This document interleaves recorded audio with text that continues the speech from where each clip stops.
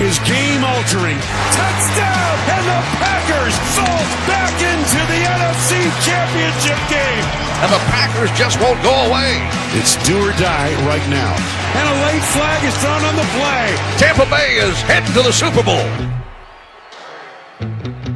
2 words, Tom Brady. Oh my goodness. Stephen A. Smith, Max Kellerman, and Molly Karam Rose. Max, it took me a lot not to tweet at you yesterday. This man is unreal. I know you're both a little sour today. That bad man got taken down. Let's get right into it. Not sour. Stephen A's at a loss for words for once here. The Bucs beat the Packers 31-26, sending Tom Brady to his 10th Super Bowl. But it was Matt LaFleur's decision to kick a field goal on 4th and goal that had everybody asking questions after the game. Listen up. We essentially had 4 timeouts with the 2-minute warning. And, you know, we knew we needed to get a stop. And I thought we were going to have a stop there at the end, but, you know, we got called for the PI. And it didn't work out. Well, I didn't have a decision on that one.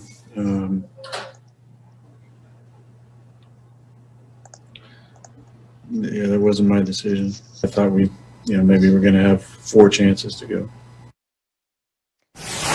I think Aaron Rodgers needs a new environment, but that's a later discussion in the show. First, Stephen A., let's focus on that 4th and goal call. Did that cost Aaron Rodgers a trip to the Super Bowl? I believe it did. And what I mean when I say that it cost him, meaning it eradicated any chance that he had of pulling it off. That's all I mean by that. There were a lot of plays that preceded that, and we get all of that. We understand that this is a 60-minute football game, and we get it. We also understand that Tom Brady and his greatness and at age 43 and all that he accomplished, that's the kind of stuff that we'll be talking about as the show progresses. But not Mike Patton, even though he was awful as a defensive coordinator. He was awful. Matt LaFleur. We're going back to LaFleur. We're not going LaFleur. We're going LaFleur. Right. Just for the purposes of the day. If it sounds disrespectful, to hell with it. Matt LaFleur. They hit LaFleur last night. You know what I'm saying? I mean, listen, this man, it was a straight choke job by the coach. If this were a player, we would call it a choke job.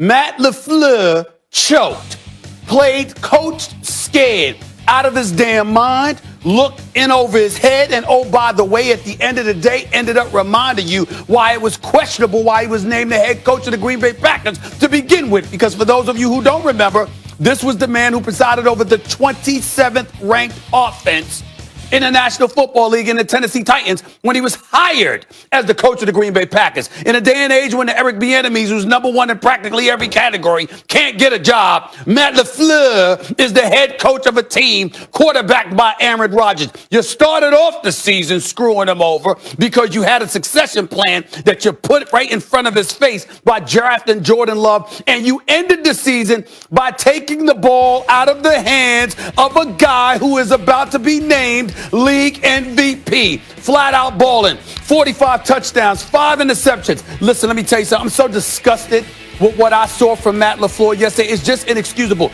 We walked into this game. Let's call it what it is. Molly, Max, we walked into this game. What were we thinking?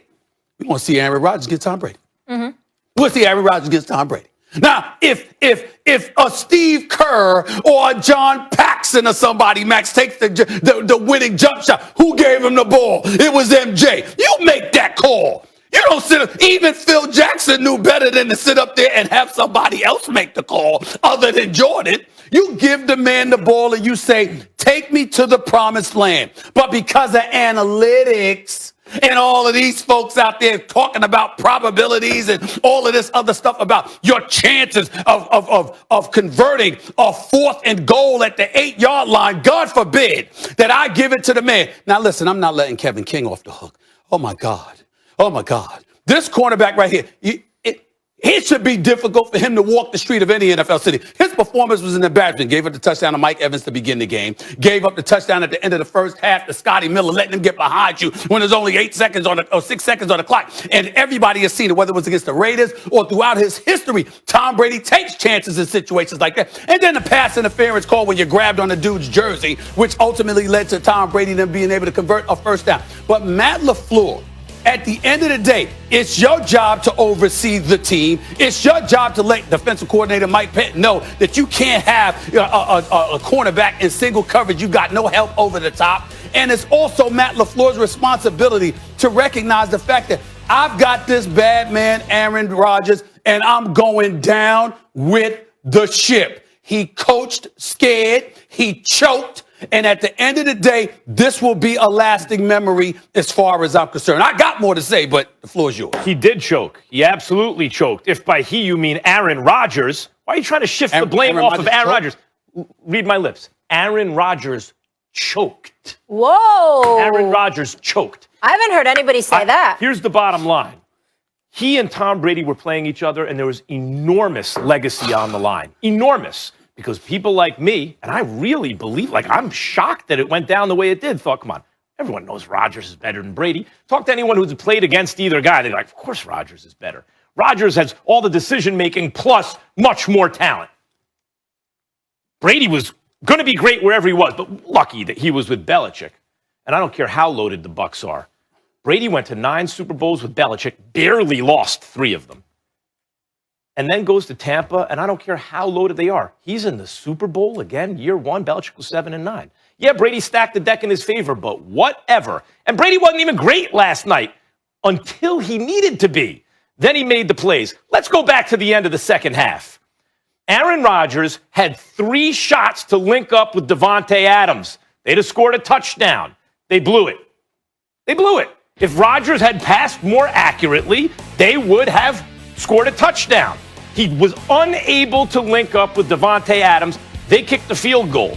That also led to a decision to go for an extra point instead of just kicking a point, right? So they're going for 8 instead of 7. They wind up with 6. They had to kick a field goal instead of score a touchdown. Those points added up. In fact, it's the margin of defeat.